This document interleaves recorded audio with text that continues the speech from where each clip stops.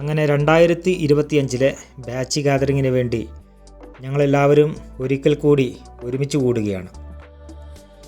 Thrissur സെമിനാരിയിലെ Mary മാതാ സെമിനാരിയിലെ theology ബാച്ചിലെ അംഗങ്ങളാണ് ഞങ്ങൾ ഓരോരുത്തരും.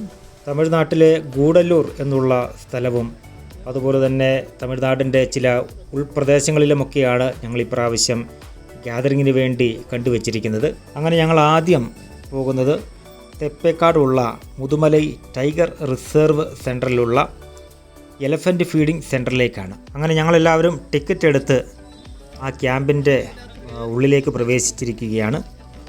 വളരെ മനോഹരമായിട്ടുള്ള ഒരു ക്യാമ്പസാണിത്. അങ്ങനെ ഞങ്ങളെല്ലാവരും ഒരുമിച്ച് ഒരു ഫോട്ടോയ്ക്ക് പോസ്റ്റ് ചെയ്യാനുള്ള പരിപാടിയാണ്.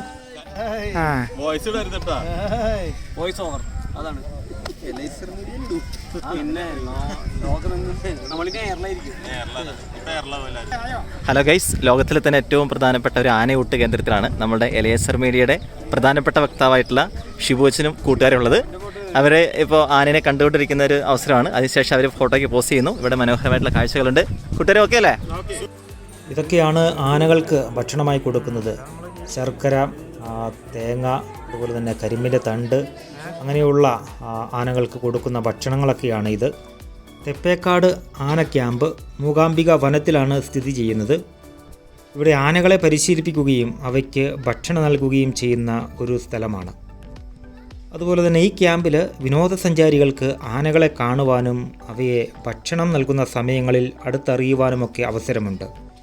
ഏകദേശം 1972 ഇത് സ്ഥാപിച്ചിരിക്കുന്നത്. ഇവിടുത്തെ പ്രധാന ആകർഷണമെന്ന് പറയുന്നത് ഇവിടെ വിനോദസഞ്ചാരികൾക്ക് ആനകളെ അടുത്തു കാണുവാനും അതുപോലെ തന്നെ അവയ്ക്ക് ഭക്ഷണം നൽകുന്ന സമയങ്ങളിൽ അവയെ കൂടുതലായിട്ട് നിരീക്ഷിക്കുവാനുമൊക്കെയുള്ള ഒരു അവസരമുണ്ട്. നേരത്തെ പറഞ്ഞതുപോലെ 1972 ഇത് സ്ഥാപിച്ചിരിക്കുന്നത്. ഇതിൻ്റെ പ്രവർത്തന സമയമെന്ന് പറയുന്നത് രാവിലെ 8:30 മുതൽ 9 വരെയാണ്. അതുപോലെ തന്നെ വൈകുന്നേരം 5:30 മുതൽ 6 മണി വരെ.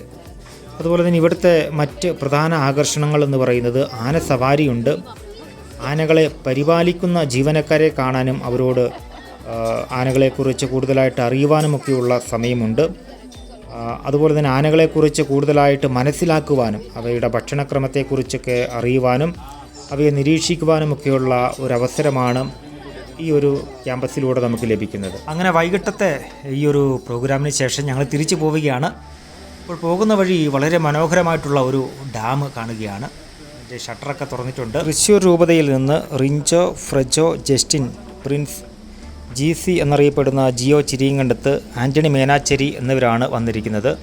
എറണാകുളം അങ്കമാലി രൂപതയിൽ നിന്ന് മെൽബിൻ, ശംഷാബാദ് രൂപതയിൽ നിന്ന് ജിയോമോൻ കല്ലേരി, മാനന്തവാടി രൂപതയുടെ മുത്തായ അനീഷ്, CST സഭാംഗമായ ജോസ് താമരക്കാട്ട്, മലങ്കര സഭാംഗമായ തോമസ് പുനമടത്തിൽ, മണ്ഡ്യ രൂപത അംഗമായ ഷിബു തോമസ് എന്നിവരാണ് ഈ ഒരു ബാച്ച് ഗാദറിങ്ങിന് ഒരുമിച്ച് ഈ വർഷം വന്നിരിക്കുന്നത്. ഒരു ദിവസം ബ്രേക്ക്ഫാസ്റ്റിന് ശേഷം ഞങ്ങളെല്ലാവരും CMI ആശ്രമത്തിൽ അവരുടെ ദേവാലയത്തിൽ കുർബാനയ്ക്കായി വന്നിരിക്കുകയാണ്. ഇനി ഇന്നത്തെ ഞങ്ങളുടെ ആദ്യത്തെ ട്രിപ്പ് എന്ന് പറയുന്നത് മസിനുകുടി വഴി ഊട്ടിയിലേക്കാണ്.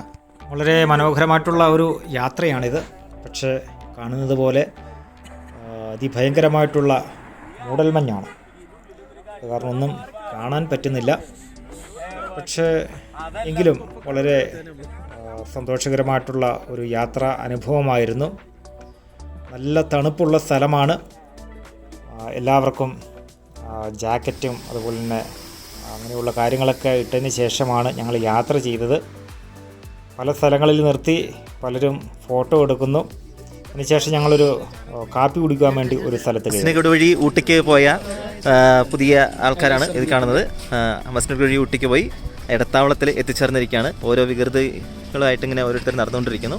അവിടെ നല്ല ചൂടേറിയ ചായ കുടിക്കുന്ന, ഇവിടെ നല്ല സൂപ്പർ കാപ്പിയുണ്ട്. സൂപ്പർ മസിനഗുഡി വഴി ഊട്ടിക്ക് പോകുമ്പോൾ കിട്ടുന്ന സൂപ്പർ കാപ്പിയാണ്.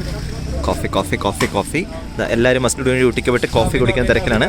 ഇതേതാ എലൈസർ മീഡിയയുടെ മുഖ്യ ആള് കോഫി കുടിക്കാൻ പോയിക്കൊണ്ടിരിക്കുന്നു. ഓക്കെ, അങ്ങനെ ആ യാത്രയ്ക്ക് ശേഷം ഭക്ഷണം കഴിക്കുവാൻ വേണ്ടി ഗൂഡല്ലൂരിന് അടുത്തുള്ള ഒരു ഹോട്ടലിൽ വന്നിരിക്കുകയാണ്. അങ്ങനെ ഭക്ഷണത്തിന് ശേഷം ഇനി ഞങ്ങളുടെ അടുത്ത ട്രിപ്പ് എന്ന് പറയുന്നത് യെല്ലാമല ഹിൽ സ്റ്റേഷനിലേക്കാണ്. ബ്രിട്ടീഷ് അധിനിവേശ അവശേഷിപ്പുകൾ ഇപ്പോഴും ഉള്ള തമിഴ്നാട്ടിലെ ഒരു സ്ഥലമാണ് യെല്ലാമല. നിറഞ്ഞു നിൽക്കുന്ന വലിയ മുട്ടക്കുന്നുകൾക്ക് ഉള്ളിലൂടെ തഴച്ചു വളർന്നു നിൽക്കുന്ന തേയിലത്തോട്ടത്തിൻ്റെ നടുവിലൂടെയുള്ള ഒരു യാത്രയാണിത്. ആരെയും ആകർഷിക്കുന്ന തരത്തിലുള്ള ഒരു സ്ഥലമാണ്. എങ്കിലും യാത്ര ചെയ്യുമ്പോൾ വളരെയധികം സൂക്ഷിക്കേണ്ട ഒരു സ്ഥലമാണ്. കാരണം വിജനമായിട്ടുള്ള സ്ഥലങ്ങളിലൂടെയാണ് നമ്മൾ യാത്ര ചെയ്യുന്നത്. അതുപോലെ തന്നെ ഇടുങ്ങിയ റോഡുകളൊക്കെയാണ് ഇവിടെ ഉള്ളത്.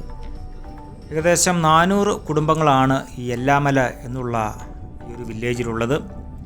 എല്ലാവരും തന്നെ പലതരത്തിലുള്ള കൃഷി സംബന്ധമായിട്ടുള്ള കാര്യങ്ങളൊക്കെയാണ് ചെയ്യുന്നത്. ഈ സ്ഥലങ്ങളിലൂടെ നമ്മൾ പോകുമ്പോൾ പ്രധാനമായും നമ്മളെ ആകർഷിക്കുന്നത് ഈ തേയിലത്തോട്ടം തന്നെയാണ്.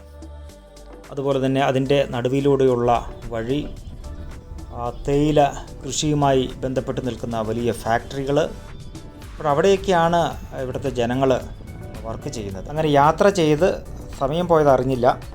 വൈകുന്നേരമായി വരുന്നു. അങ്ങനെ ഒരു തട്ടുകടയിൽ കയറി ഒരു ചായ കുടിച്ചിട്ടാകാം ഞങ്ങളുടെ യാത്രയെന്ന് വിചാരിച്ചു. നല്ല വിശപ്പുണ്ട്.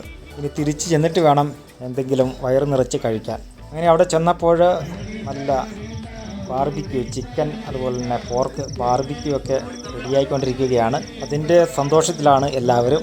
അങ്ങനെ കുറച്ച് പേര് ബാർബിക്യൂ തയ്യാറാക്കുന്നു, ബാക്കിയുള്ളവർ പാട്ട് പാടുന്നു. അങ്ങനെ സന്തോഷകരമായിട്ടുള്ള ഒരു ദിനത്തിൻ്റെ അന്ത്യത്തിലേക്ക് ഞങ്ങൾ പ്രവേശിച്ചു. അങ്ങനെ പിറ്റേ ദിവസം ഞങ്ങൾ രാവിലെ ഒരുമിച്ച് ചേർന്ന് പ്രാർത്ഥനയ്ക്ക് ശേഷം ഞങ്ങൾ തിരിച്ചു പോവുകയാണ് ഞങ്ങളുടെ സ്ഥലങ്ങളിലേക്ക്. അങ്ങനെ 2025 ബാച്ച് ഗാദറിങ് ഇവിടെ അവസാനിക്കുകയാണ്. എലൈസർ മീഡിയയ്ക്ക് നിങ്ങൾ തന്നുകൊണ്ടിരിക്കുന്ന എല്ലാ സപ്പോർട്ടിനും എല്ലാവർക്കും നന്ദി പറയുകയും ചെയ്യുന്നു.